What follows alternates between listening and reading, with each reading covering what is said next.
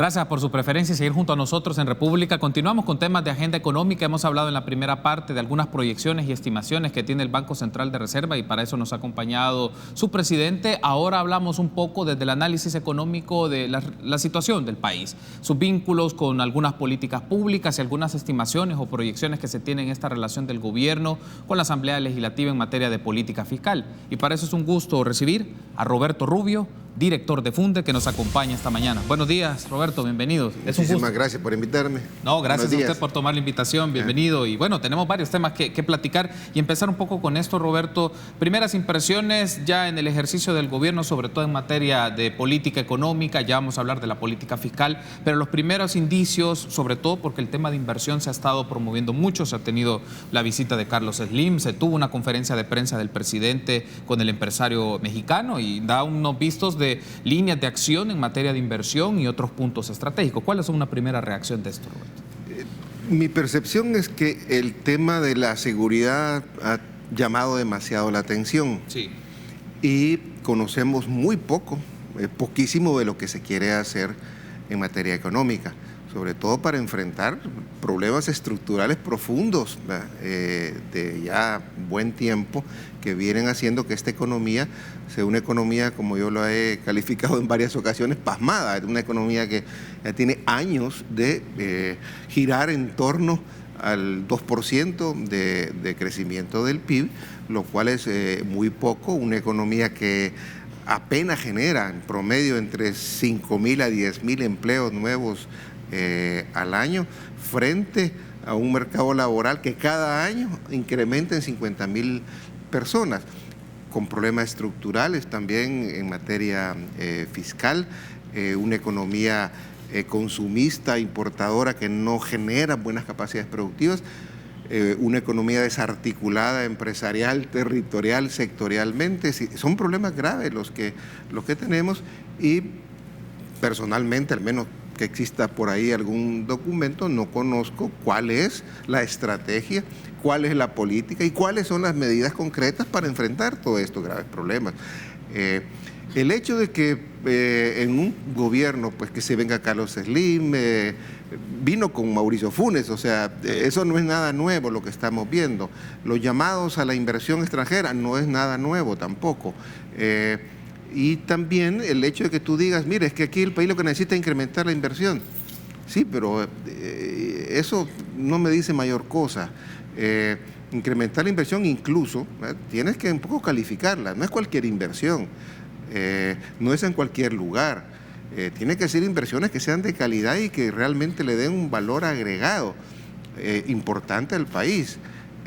Inversiones que transfieran tecnología, inversiones que se ubiquen en la punta, digamos, de la actividad económica mundial, inversiones que sean amigables con el medio ambiente. No vas a traer aquí empresas tóxicas o empresas que deterioren el medio ambiente, empresas que respeten los derechos laborales. No cualquier inversión viene, es decir, la idea de que aquí vamos a salir de estos problemas estructurales simplemente incrementando la inversión es una visión muy cuantitativista de la economía. Por el momento que hayan eso, no veo mayor problema. Lo que sí veo, quizá de diferente con respecto al periodo anterior, y sobre todo tomando en cuenta la relación tensa, confrontativa que hubo entre el sector privado con el gobierno anterior y especialmente con el gobierno de Mauricio Funes, este gobierno más bien está en una política de acercamiento, definitivamente, de acercamiento más con el sector bancario, que tenían serios problemas, por cierto, con el expresidente, con el Banco Central anteriormente.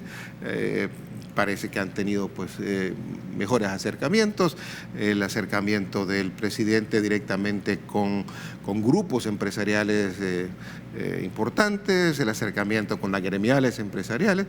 Eso puede denotar un mejor clima definitivamente de negocios, ¿no? Que ojalá no sea también parte de un canje, ok, te voy a dejar hacer ganar, pero déjame a mí digamos, la democracia,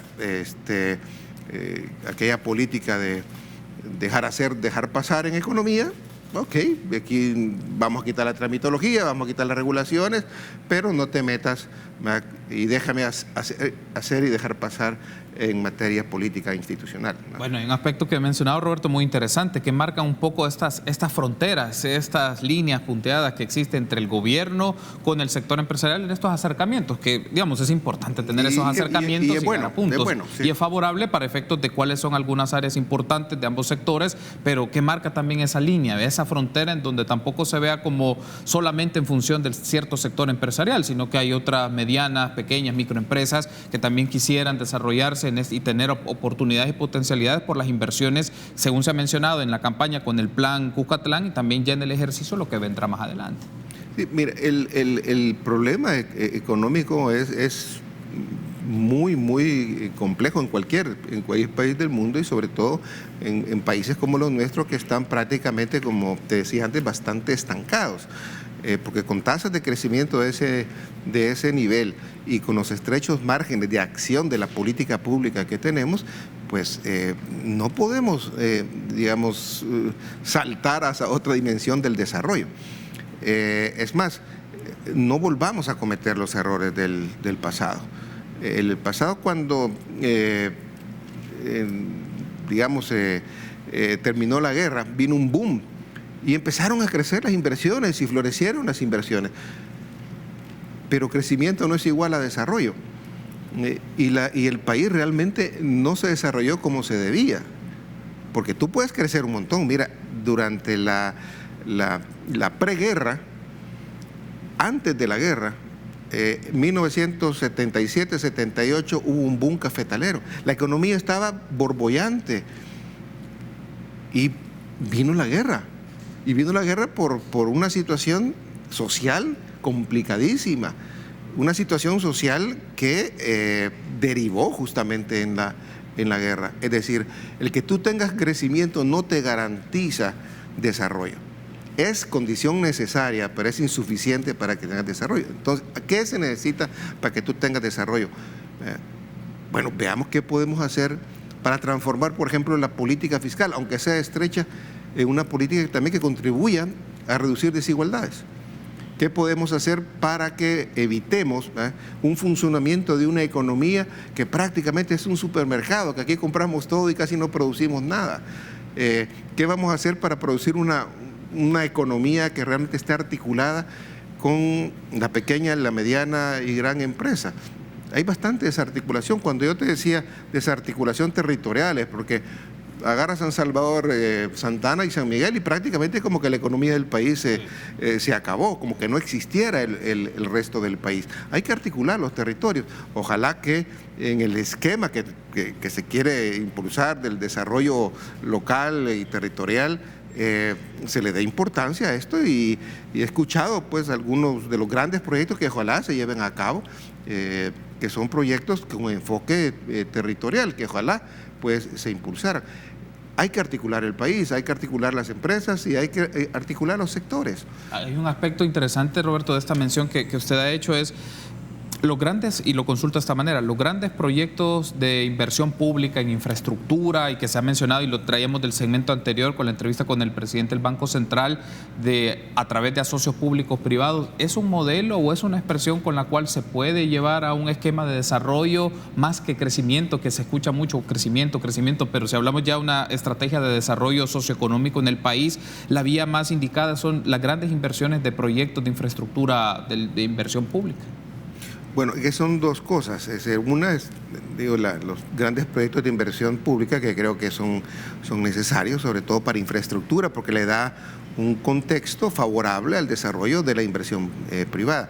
Y luego los asocios públicos privados que también son bastante útiles, importantes. Perú ha tenido un despegue económico muy grande, en buena parte gracias a los asocios públicos privados, y es un modelo de cómo, digamos, puede hacerse dinamizar una economía a través de los asocios, sobre todo cuando un gobierno tiene muchos recursos, porque después que analicemos si es que tocamos el punto fiscal, sí, claro, es muy estrecho el margen que tienen, especialmente que va a tener este gobierno, que tuvieron los gobiernos anteriores, para hacer grandes inversiones públicas. Por eso es que el llamado al sector privado es totalmente correcto.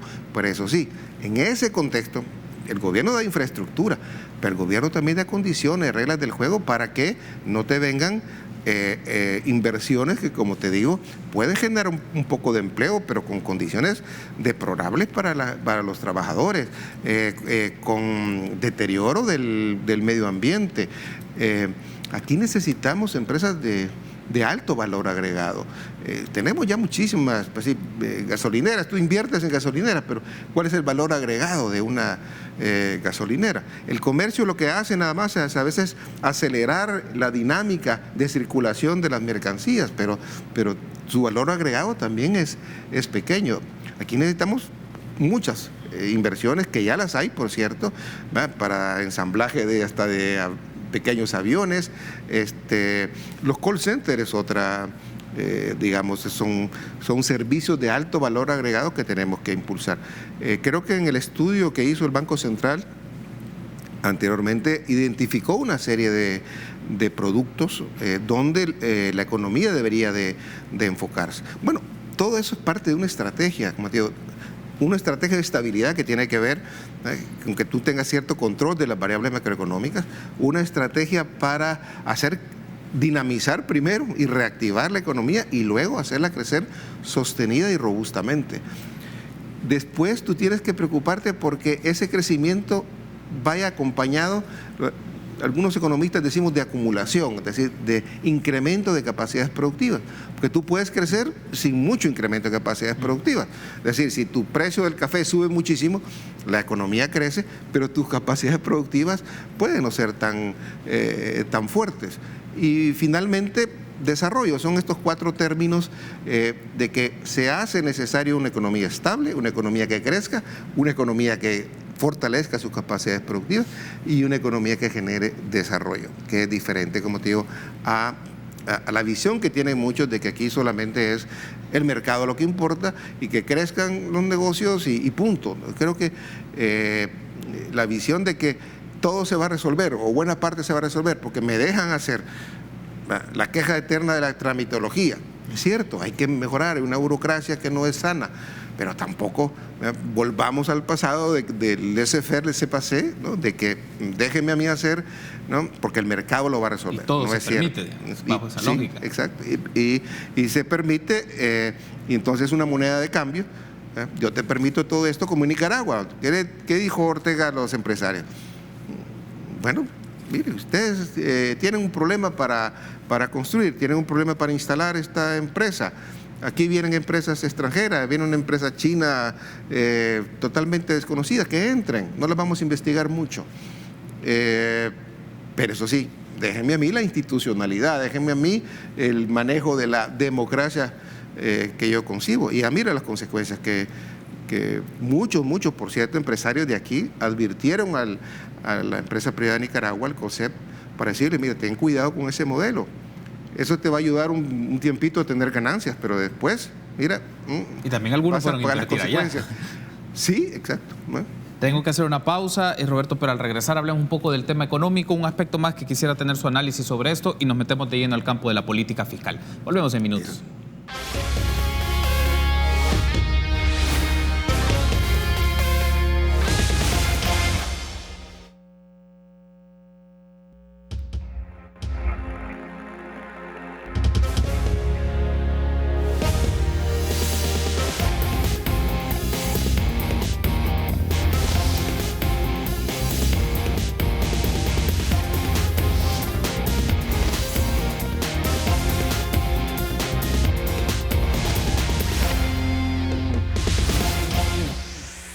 Seguimos platicando de la situación económica del país y también ya vamos a entrar en asuntos de política fiscal y nos acompaña Roberto Rubio, director de Funde, para hablar sobre estos temas. Roberto, aprovecho solo un tema más de carácter económico y luego vamos de lleno al tema de política fiscal, porque ahí estoy seguro que hay muchos elementos para la discusión que nos puede ofrecer.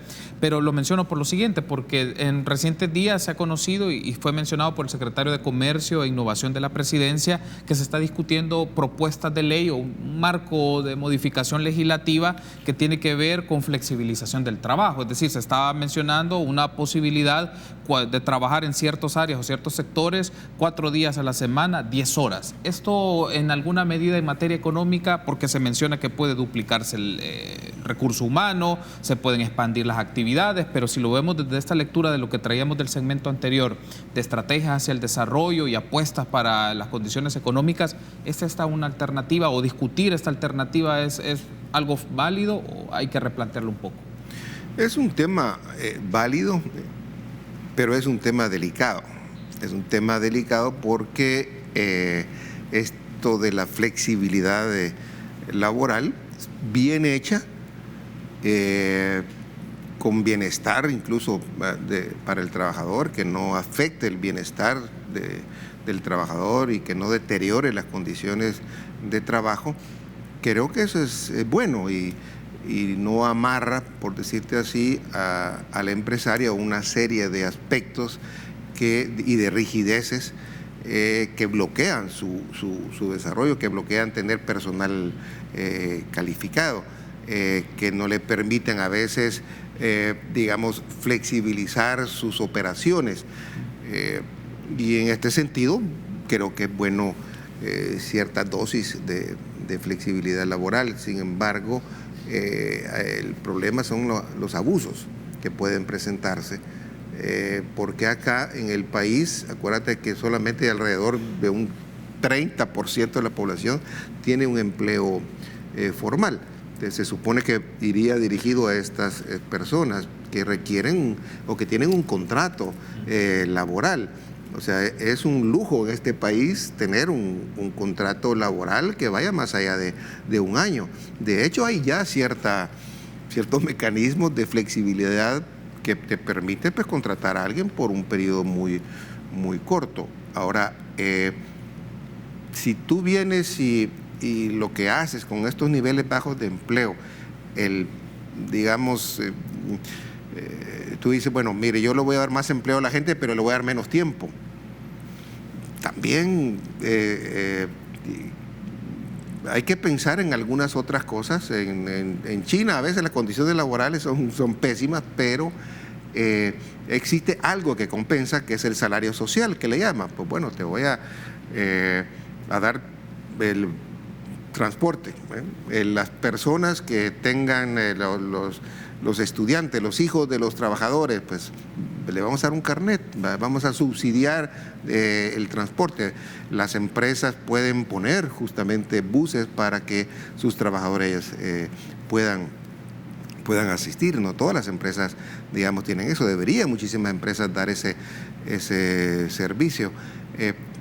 Cosas que pudieran compensar, digamos, una reducción del tiempo, pero lo que hay que evitar en esta flexibilidad laboral es la precarización laboral.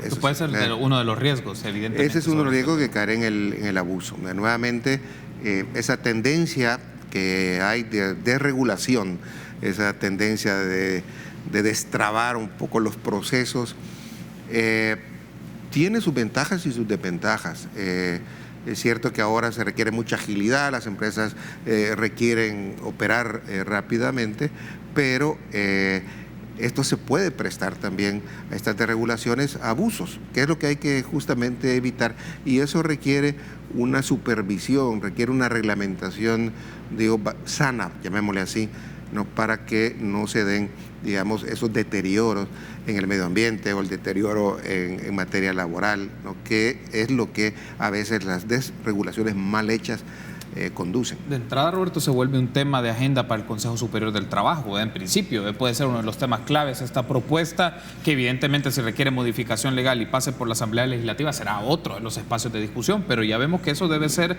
un mecanismo de discusión, de negociación, de acuerdos en las instancias involucradas. Totalmente de acuerdo. Tienen que buscar las primeras instancias, por decir así, donde se pueden buscar entendimientos, y el Consejo Superior del Trabajo puede ser uno, aunque no necesariamente estas instancias por arte de magia funcionan bien, porque depende quiénes están ahí, depende quiénes representan a los trabajadores. Hay consejos de trabajo que están completamente sometidos, por ejemplo, al sector privado. Hay consejos de trabajo que están completamente sometidos al gobierno, como en el periodo pasado. Consejos de trabajo donde pintan muy poco los trabajadores, o llegan al consejo de trabajo mafias sindicales. Eso hay que revisarlo bien para que funcione. No por existir esa primera instancia te va a resolver esas condiciones. Ahí se juegan intereses. Es un campo de intereses, ¿no? Hagamos la transición, Roberto, ahora al tema de la política fiscal. En recientes días el ministro de Hacienda llegó a presentar diferentes temas o propuestas de reasignación de fondos en materia de seguridad pública, pero también apareció el tema que en agosto se entregaría la política fiscal del nuevo gobierno, y lo planteo de esta manera, Roberto. ¿Cuáles, desde su perspectiva, son los puntos estratégicos o urgentes, por denominarlo de esta manera, que deben ser parte de la política fiscal del nuevo gobierno? Bueno, hay posibilidades de salida, de aligerar un poco la presión, porque tú tienes un escenario bien difícil, porque una cosa es lo que tú quieres hacer y los grandes proyectos y las grandes promesas que tú tienes de campaña, y otra cosa es cuando ya estás montado en el caballo y dices, mire, este caballo me salió bien chúcaro y no, o me salió que no quiere correr y no tengo manera de hacerlo caminar. Y la situación fiscal del país es bien complicada, porque tenemos una deuda que, sumada ya con la deuda de pensiones de lo que le llaman los certificados A y B, que te alcanza casi el 77%. Es decir, que por cada $100 que producimos, 77, centavos los debemos. Cada año, imagínate, como justamente la deuda se va incrementando, cada año estamos pagando de intereses, ya nos estamos apuntando a los $1,000 millones, 840 o algo así, creo que fue el año pasado, que tienes que pagar de intereses. Es como una familia. Tú imagínate tú que tu salario, debes el 70% de tu salario, y que tienes que estar pagando, qué sé yo, un porcentaje altísimo ya de intereses que va subiendo. Cuando tú caes en esa lógica, es una espiral que es difícil de contener. Tienes un déficit fiscal que el año pasado fue de 2.7%, y sabemos que las presiones que hay del Fondo Monetario para que una economía sea sana tiene que estar abajo del 2%. Hemos tenido una tendencia a gastar más de lo que nos ingresa. El presupuesto es bastante rígido. Ya tienes presupuesto asignado a la Asamblea, presupuesto asignado a la Corte, a la Fiscalía, a Comures, al FODES. Lo que te queda para maniobrar, porque además tienes un paquete grande en bienes y servicios, sobre todo en salarios, por ejemplo, que es difícil de mover, porque no puedes echar a 20,000 personas. Te crea una situación política bien difícil. El margen de maniobra, por lo tanto, que tiene este gobierno es bien estrecho. ¿Qué puedes hacer en ese marco? Mira, hay soluciones técnicas. Tú puedes reestructurar la deuda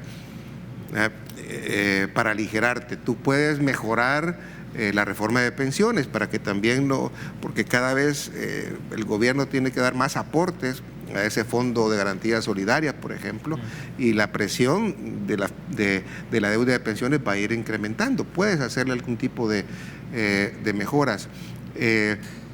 Bueno, obviamente tiene que hacer crecer la economía, pero eso está un poco, parte del entorno, es la manera de mejorar las finanzas públicas desde fuera, no con medidas propiamente de política fiscal.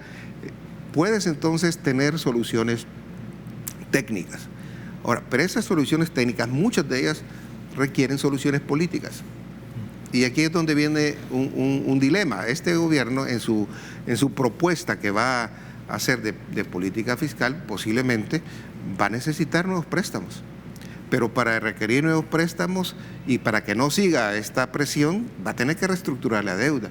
Va a tener que pasar los 800 y pico millones que ya había de letras del Tesoro, casi en el primer trimestre de este año, que lo va a tener que pasar a deuda de largo plazo. Todas esas operaciones que pues, el ministro de Hacienda sabe hacer bien, va a requerir de la buena parte de ellas de mayoría calificada. Todo lo que tiene que ver con deuda. Y eso requiere entendimiento, requiere diálogo, requiere ciertamente un gobierno y la oposición, hay confrontación siempre, pero requiere unos niveles mínimos de acercamiento, de diálogo.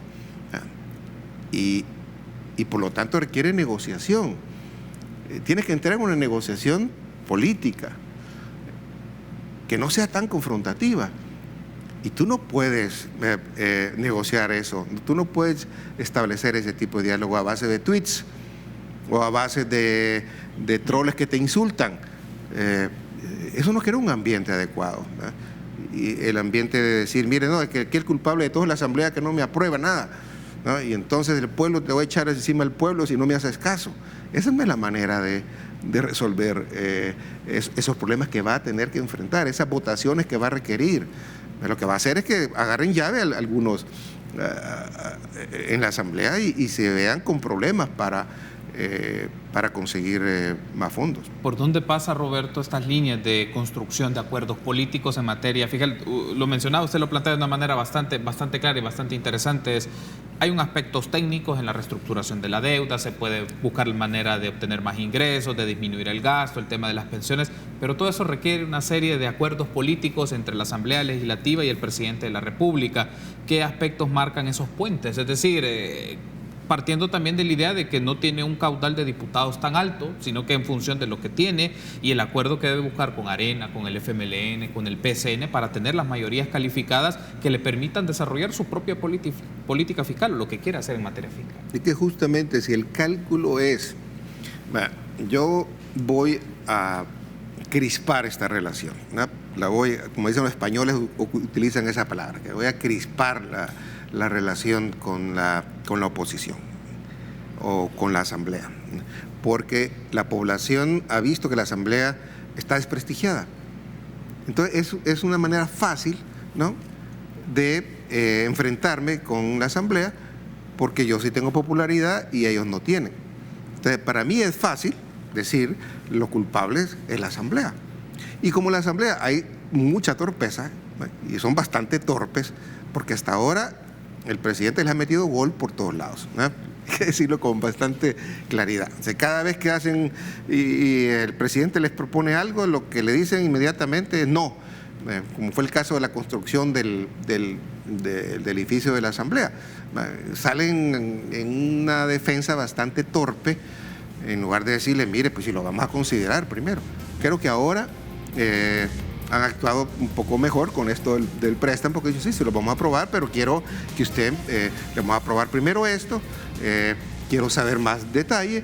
O sea, la respuesta de confrontar al presidente de una manera poco inteligente, tensa, mal acuerdo innecesariamente. Sí, pero ponen de ventaja a los partidos políticos, a la Asamblea Legislativa, ¿no? Pero lo que te quería plantear rápidamente es que si la estrategia es, bueno, yo voy a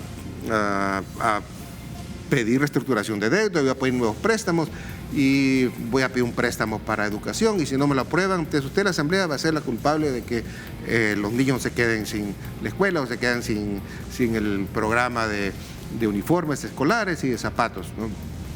Si esa va a ser digamos, la dinámica que va a haber legislativa con la presidencia, creo que vamos a entrar en entrampamientos. Y lo que se requiere para desentrampar el diálogo es entendimiento, es humildad muchas veces, es saber a veces retroceder, a veces dar, pero eso, como te digo, no se logra a través de tweets. Tú no puedes negociar a través de tweets. Los tweets tienden a confrontar, y peor cuando hay troles que cualquier cosa que dice un diputado o que dice cualquiera, pues viene la marabunta de insultos, y eso no funciona. Bueno, Roberto, gracias por haberme acompañado, ha sido un gusto, y la invitación está hecha para que sigamos discutiendo la situación fiscal y la situación económica del país. Gracias, Roberto, por haber estado con nosotros, y a ustedes también, amigos, ha sido un gusto que nos acompañen en el transcurso de esta semana. Tenga un buen fin de semana, nos encontramos el lunes, 6:30.